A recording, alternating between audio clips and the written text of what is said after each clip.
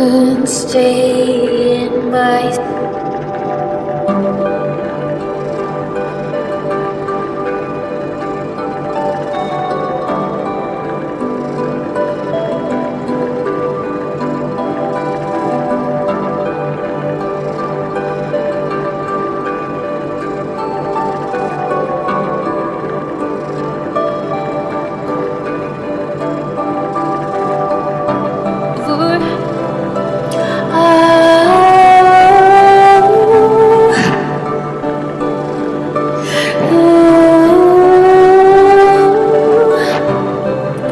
stay in your seat and shiver with fear and how it all ends.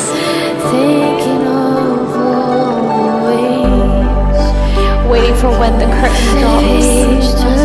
next. Imagining all the ways the page turns next. Seeing a flicker of light, but thinking, yeah, that's wrong. This is just how it ends. Wasting time.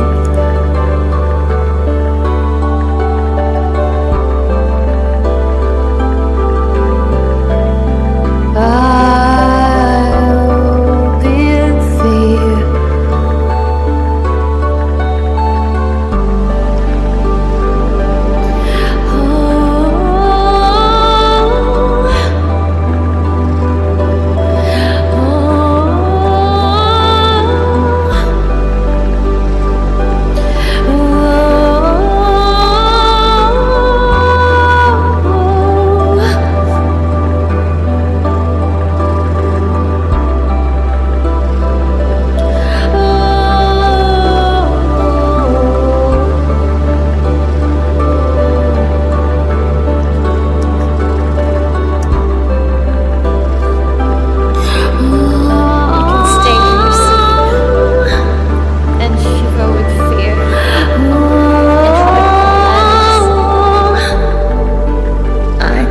Stay in my seat. Waiting for when the curtain drops.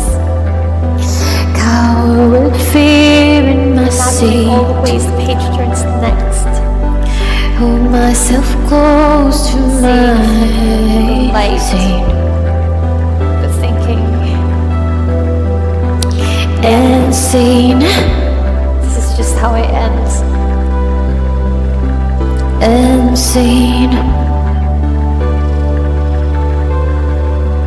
Was I seen?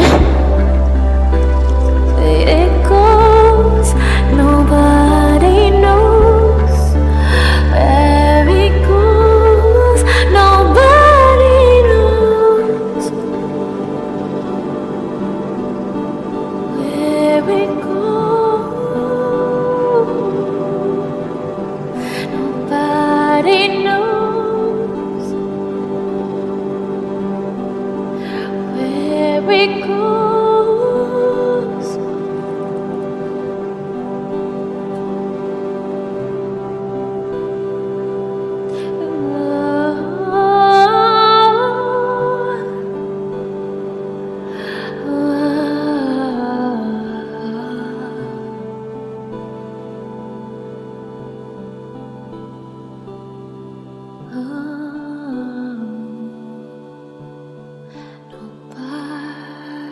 knows.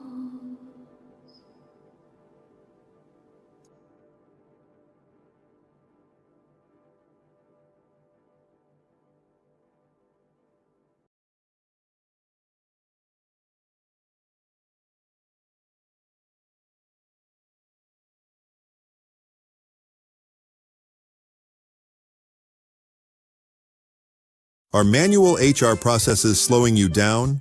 Do you spend more time on paperwork than on your people?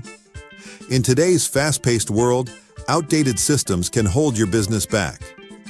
Introducing Rockeye HRMS, the intelligent solution designed to streamline your HR operations and empower your workforce. From seamless onboarding to insightful performance management, Rockeye HRMS puts everything you need at your fingertips. Experience the power of automation. Rockeye HRMS simplifies recruitment, ensuring you find the best talent faster. Streamline onboarding with digital workflows and eliminate payroll errors with automated processing. Empower your employees with self-service access and gain valuable insights with its comprehensive analytics and reporting tools.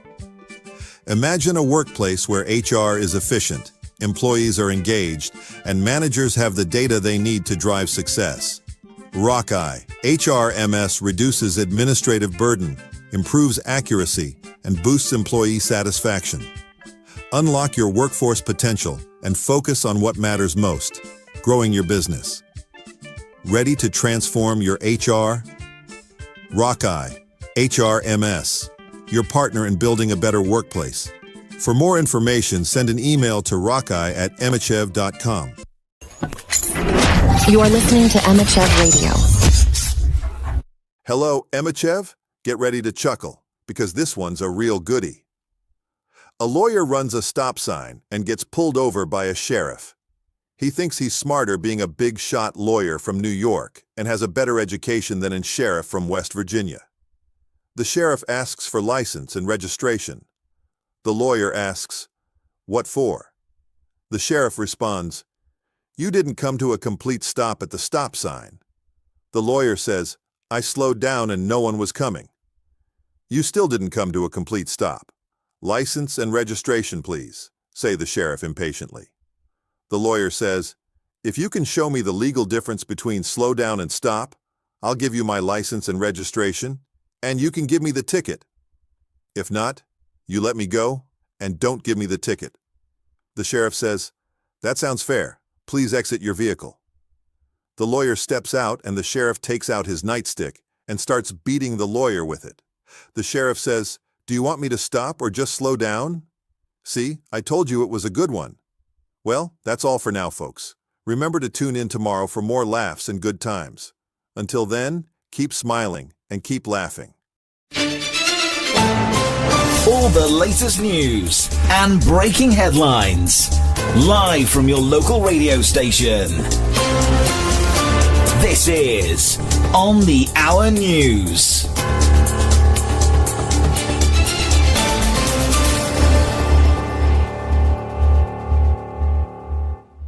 Welcome to Emmachev Radio News. Let's get started with some top stories. Big welcome home for South African Ambassador Ibrahim Rasool. He was declared persona non grata by Washington, but touched down in Cape Town to a hero's welcome. Hundreds of supporters singing and cheering. Sounds like quite the scene. A police escort was needed to get him and his wife through the airport. Shows how much support he has back home. Shifting gears now to Sudan. The army has retaken the presidential palace in Khartoum from the Rapid Support Forces. A significant victory in the ongoing civil war. Definitely a turning point. Videos circulating show soldiers inside the damaged building. A captain also confirmed the takeover. Time for some sports. England defeated Latvia in football, no surprise there. Reece James scored a beautiful goal, reminiscent of Beckham. Yeah, the match was pretty predictable. The real interest was in seeing Tuchel's influence on the team. And Ezzy's first goal for England, definitely a highlight.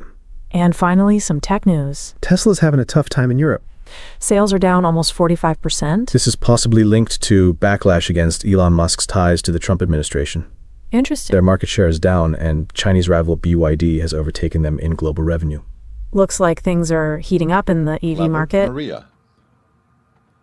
There was once a merchant who lived close to the royal palace and had 3 daughters. They were all pretty, but Maria, the youngest, was the prettiest of the 3. One day, the king sent for the merchant, who was a widower, to give him directions about a journey he wished the good man to take. The merchant would rather not have gone, as he did not like leaving his daughters at home, but he could not refuse to obey the king's commands, and with a heavy heart he returned home to say farewell to them. Before he left, he took 3 pots of basil and gave one to each girl, saying, "I am going a journey, but I leave these pots. You must let nobody into the house. When I come back, they will tell me what has happened." "Nothing will have happened," said the girls. The father went away, and the following day the king, accompanied by 2 friends, paid a visit to the 3 girls who were sitting at supper. When they saw who was there, Maria said, "Let us go and get a bottle of wine from the cellar. I will carry the key, My eldest sister can take the light, while the other brings the bottle." But the king replied, "Oh, do not trouble, we are not thirsty."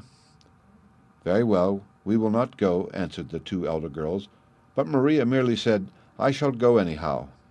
She left the room and went to the hall, where she put out the light, and putting down the key and the bottle, ran to the house of a neighbor and knocked at the door. "Who is there so late?"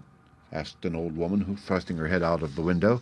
"Oh, let me in," answered Maria. "I have quarreled with my eldest sister, and as I do not want to fight any more, I have come to beg you to allow me to sleep with you." So the old woman opened the door, and Maria slept in her house.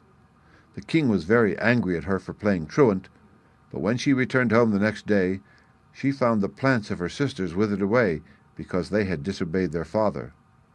Now, the window in the room of the eldest overlooked the gardens of the king, and when she saw how fine and ripe the medlars were on the tree, she longed to eat some, and begged Maria to scramble down by a rope and pick her a few, and she would draw her up again. Maria, who was good-natured, swung herself into the garden by the rope, and got the medlars, and was just making the rope fast under her arm so as to be hauled up, when her sister cried, "Oh, there are such delicious lemons a little farther on. You might bring me one or two." Maria turned round to pluck them, and found herself face to face with the gardener, who caught hold of her, exclaiming, "What are you doing here, you little thief?" "Don't call me names," she said, "or you will get the worst of it," giving him as she spoke such a violent push that he fell panting into the lemon bushes. Then she seized the cord and clambered up to the window. The next day the second sister had a fancy for bananas, and begged so hard that, though Maria had declared she would never do such a thing again, at last she consented and went down the rope into the king's garden. This time she met the king, who said to her, "Ah, here you are again, cunning one. Now you shall pay for your misdeeds." And he began to cross-question her about what she had done. Maria denied nothing, and when she had finished, the king said again, "Follow me to the house, and there you shall pay the penalty." And as he spoke, he started for the house, looking back from time to time to make sure that Maria had not run away. All of a sudden, when he glanced round, he found she had vanished completely without leaving a trace of where she had gone. Search was made all through the town, and there was not a hole or corner which was not ransacked, but there was no sign of her anywhere. This so enraged the king that he became quite ill, and for many months his life was despaired of. Meanwhile, the two elder sisters had married the two friends of the king, and were the mothers of little daughters. Now one day Maria stole secretly to the house where her eldest sister lived, and snatching up the children, put them into a beautiful basket she had with her, covered with flowers inside and out, so that no one would ever guess it held two babies. Then she dressed herself as a boy, and placing the basket on her head, she walked slowly past the palace, crying as she went, "Who will carry these flowers to the king who lies sick of love?" And the king in his bed heard what she said, and ordered one of his attendants to go out and buy the basket. It was brought to his bedside, and as he raised the lid, cries were heard, and peeping in he saw two little children. He was furious at this new trick which he felt had been played on him by Maria, and was still looking at them, wondering how he should pay her out, when he was told that the merchant, Maria's father, had finished the business on which he had been sent, and returned home. Then the king remembered how Maria had refused to receive his visit, and how she had stolen his fruit, and he determined to be revenged on her. So he sent a message by one of his pages that the merchant was to come to see him the next day, and bring with him a coat made of stone, or else he would be punished. Now the poor man had been very sad since he got home the evening before, for though his daughters had promised that nothing should happen while he was away, he had found the two elder ones married without asking his leave, and now there was this fresh misfortune, for how was he to make a coat of stone? He wrung his hands and declared that the king would be the ruin of him, when Maria suddenly entered. "Do not grieve about the coat of stone, dear father, but take this bit of chalk and go to the palace, and say you have come to measure the king." The old man did not see the use of this, but Maria had so often helped him before that he had confidence in her, so he put the chalk in his pocket and went to the palace. "That is no good," said the king, when the merchant had told him what he had come for. "Well, I can't make the coat you want," replied he. "Then, if you would save your head, hand over to me your daughter Maria." The merchant did not reply, but went sorrowfully back to his house, where Maria sat waiting for him. "Oh, my dear child, why was I born? The king says that instead of the coat, I must deliver you up to him. Do not be unhappy, dear father, but get a doll made exactly like me, with a string attached to its head which I can pull for yes and no." So the old man went out at once to see about it. The king remained patiently in his palace, feeling sure that this time Maria could not escape him, and he said to his pages, "If a gentleman should come here with his daughter, and ask to be allowed to speak with me, put the young lady in my room, and see she does not leave it." When the door was shut on Maria, who had concealed the doll under her cloak, she hid herself under the couch, keeping fast hold of the string which was fastened to its head. "Signora Maria, I hope you are well," said the king when he entered the room. The doll nodded. "Now we will reckon up accounts," continued he, and he began at the beginning and ended up with the flower basket, and at each fresh misdeed Maria pulled the string so that the doll's head nodded assent. "Whoso mocks at me merits death," declared the king when he had ended, and drawing his sword, cut off the doll's head.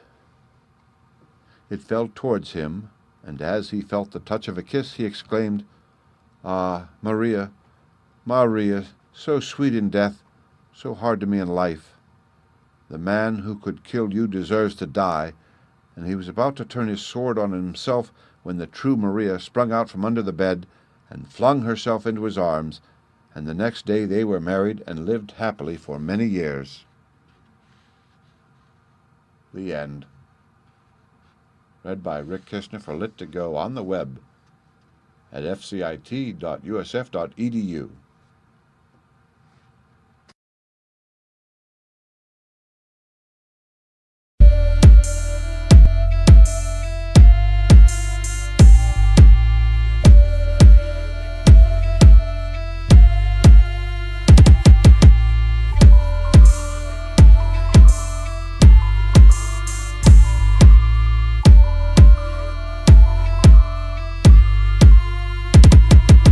They say good things come to those who wait. I feel like I've been waiting for an eternity for you, my soul, to take.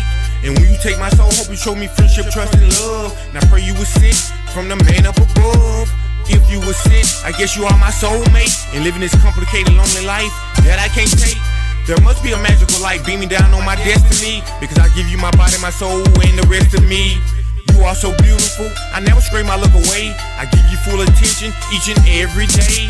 When I stare at you, you are my Miss Universe. So I'm the most grateful man in this world. Did you hear me in this verse? My soul used to feel lonely and lost, but now I'm in love, regardless the cost. But what is love? Is it just a potion? I think love is learning other valuable emotions. And they say all good things come to an end, so I never cross the finish line so we can win. The stars in the sky had to align to make our souls collide. Now I sacrificed my life for you and I ain't never lied. I guess when I wish upon that shooting star, my wish came true, because I've been searching and searching, now I found you. And now that I found you, I locked the lock and throw away the key. They solid go master lock, so sorry you stuck with me. My life was sad and lonely, but can it get worse? Then my vision came clearer, I found Miss Universe. My life was sad and lonely, but can it get worse? Then my vision came clearer, I found Miss Universe. My life was sad and lonely, but can it get worse? Then my vision came clearer, I found Miss Universe. My life was sad and lonely, but can it get worse? Then my vision came clearer, I found Miss Universe. You ever wish for an angel? Let me be your angel. I promise to my heart, I'll lead you from danger. They say a promise is meant to be broken, but I never betray mine. So comprehend my rhyme, because you know I ain't lying. I feel like you are the missing puzzle piece to my life. Now I feel I know the true meaning when they say a man and his wife. The road ahead won't be easy. People hating on us, giving us the evil eye because the streets get sleazy. The streets might be heartless, but I promise I love you forever. I struggle by your side through all the stormy weather. They say behind every successful man is a powerful lady. So I'm on my knees begging you, don't leave me, baby. If you disappear out of my life, I guess it wasn't meant to be. But I cherish the moments you gave to me. We're from two different worlds, but they say opposites attract. I pray in my heart this one time the myth becomes a fact. If you don't come into my life, I still appreciate the inspiration. Feel like living life with you would be a wonderful vacation.